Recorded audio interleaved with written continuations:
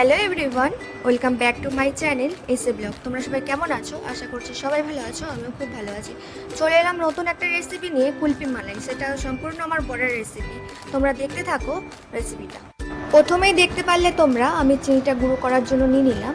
আর এখানে এই গ্লাসগুলো আমি নিয়ে এসেছি, আধা ঘন্টা মতন জলে ভিজিয়ে রেখেছিলাম।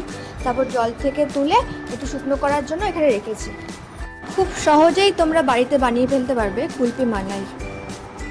এই পুরো রেসিপিটা বানাবে আমার বরমশাই, তাই বরের হাতে হাতে একটু সাহায্য করে দিচ্ছি। বুঝতেই পারছো, ছেলে মানুষ, একটু সাহায্য না করে দিলে হয়। তাই বরের সাথে হাতে একটু আমিও সাহায্য করে দিচ্ছি। রেসিপিটা তোমরা দেখতে। প্রথমে চিনি, তারপর আমন্ড, তারপর কাজু নিয়ে নিয়েছি। এগুলো পেস্ট করব। তোমরা দেখো সবগুলো এগুলো পেস্ট করে নেব। নিয়েছি আমন্ড, চিনি আর কাজু পেস্ট করে নিয়েছি। এটা পেস্ট করতে হবে। তোমরা আমার সাথে সাথে শিখে নাও। একটা ভালো জিনিস, ভালো একটা রেসিপি তোমাদের করে আজকে দেখাবো। এখানে নিয়ে নিলাম এলাচ। আমরা দোকানে এলাচগুলো পাইনি, তাই বাড়িতেই বেটে নিয়েছি। তোমরা দোকানে পেলে দোকানে নিয়ে নেবে, নাহলে বাড়িতে পেস্ট করে নেবে, তাহলেই হয়ে যাবে। তারপরেই নিয়ে নিলাম দুধ। তোমরা একটু দুধটা জাল দিয়ে নেবে। নিয়ে নিলাম একটু কেশর।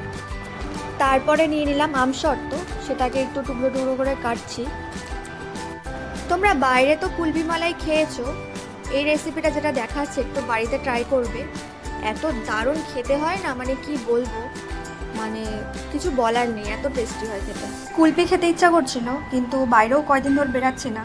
বর বললো কুলপি খাবে, ঠিক আছে আমি তোমাকে বানিয়ে খাওয়াবো। তাই আমার মন পছন্দ মতন বর আজকে মাটকা কুলপি করে খাওয়াবে। এখানে দুধের মধ্যে কেশরটা দিয়ে দিয়েছি, এটা একটু ভিজবে। এটা হচ্ছে কালারের জন্য দেব আমরা। ফ্রুট কালার আমরা ব্যবহার করিনি, কারণ আমরা খাই না, সেজন্য কেশরের কালারটাই আমরা ইউজ করবো কুলপি মালাইতে। ফ্রেশ ক্রিম এখানে নিয়ে নিলাম। তোমরা একটা বাটি নিয়ে নেবে, তার মধ্যে ফ্রেশ ক্রিমটা প্রথমে দেবে।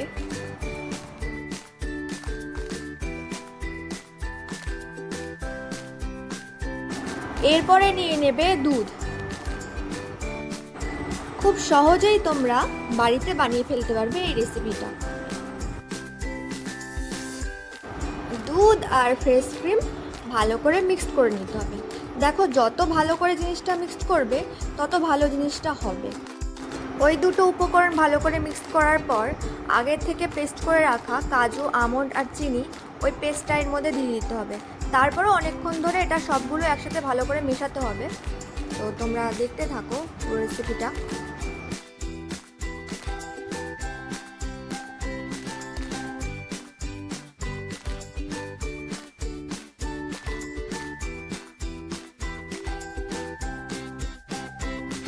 সবগুলো উপকরণ একসাথে মেশানোর পরে এরপর আমরা এর মধ্যে দিয়ে দেব আমসত্ত্ব।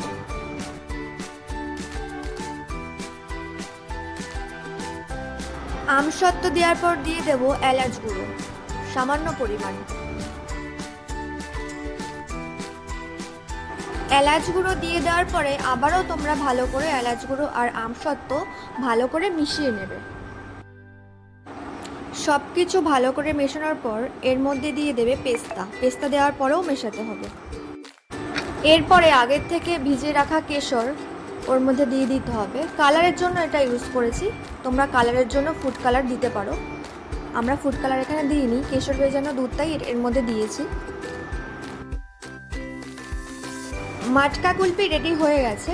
এরপর গ্লাসের মধ্যে আমরা একটার পর একটা উপকরণগুলো দেবো। যেমন প্রথমেই আমরা দিয়ে দিলাম আমসত্ত্ব।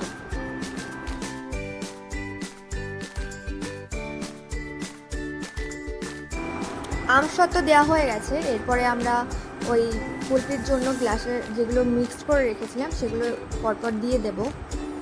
সব কটা গ্লাসে যেন সমান সমান করে হয় সেভাবেই আমরা দিয়ে দেব। তো তোমরা দেখতে থাকো, আরও অনেক কিছু বাকি আছে।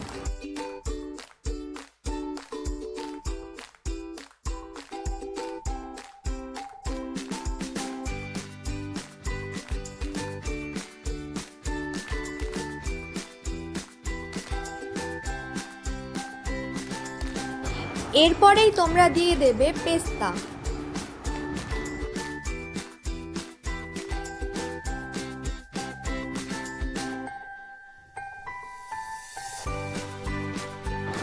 পেস্তা দেওয়ার পর তোমরা দিয়ে দেবে এর মধ্যে কেশর।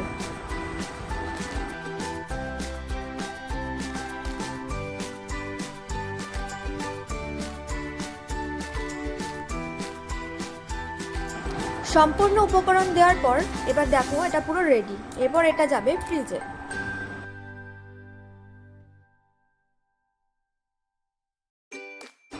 এরপর আমরা এটাকে ডিপ ফ্রিজে ঢুকে দিলাম। এটা মিনিমাম রাখবে তোমরা 5 থেকে 6 ঘন্টা।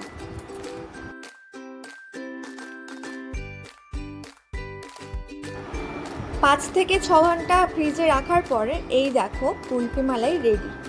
দেখতেও যেমন অসাম হয়েছে, খেতেও অসাধারণ হয়েছে, তোমাদের কি বলবো। ওইদিকে বাবাও খেয়ে বলেছে দারুণ হয়েছে। যাই হোক, রেসিপিটা কেমন লাগলো আমাকে কমেন্টে অবশ্যই জানাবে। টাটা সবাইকে, সবাই